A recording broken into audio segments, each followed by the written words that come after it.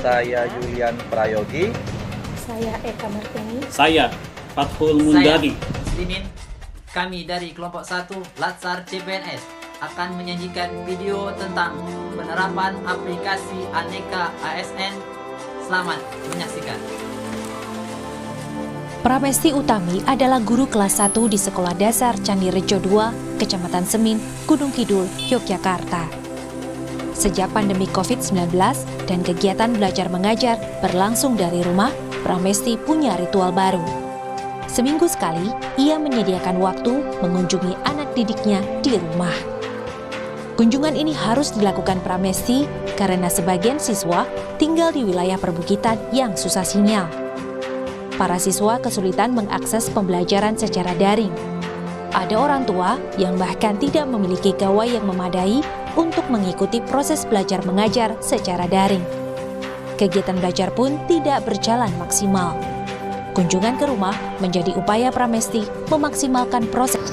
Untuk melatih kedisiplinan pegawai di lingkungan pemerintahan Kota Tanjung Pinang, salah satunya di Dinas Perumahan Rakyat, Kawasan Pemukiman Kebersihan dan Pertamanan atau Perkim, serta Dinas Pekerjaan Umum dan Penataan Ruang, Wakil Wali Kota Tanjung Pinang Rahma pimpin apel pagi Selasa 12 Februari.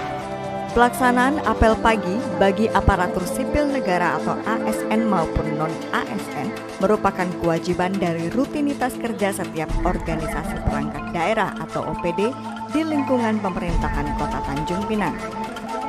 Selain untuk mendengarkan arahan dari pimpinan, apel pagi juga bermanfaat untuk melatih kedisiplinan dan tanggung jawab bagi setiap ASN dan non-ASN.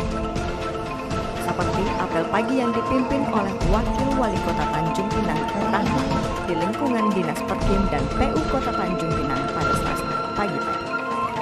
Dalam rangka mensosialisasikan pengutamaan penggunaan bahasa negara sesuai dengan Peraturan Presiden Nomor 63 Tahun 2019 yang tercantum pada pasal 25 tentang penggunaan bahasa Indonesia yang wajib digunakan dalam pelayanan administrasi publik di instansi pemerintah, Kementerian Pendidikan dan Kebudayaan melalui Badan Pengembangan dan Pembinaan Bahasa, Kantor Bahasa Provinsi Gorontalo menggelar kegiatan peningkatan mutu kompetensi berbahasa Indonesia bagi pegawai pemerintah dan swasta di Kabupaten Gorontalo yang berlangsung di ruang Raudah Hotel Azizia.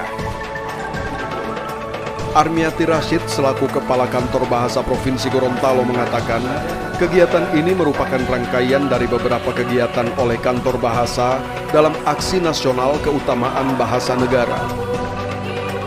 Dirinya menuturkan ada 4 rongga keutamaan bahasa negara yang akan disosialisasikan oleh Kantor Bahasa.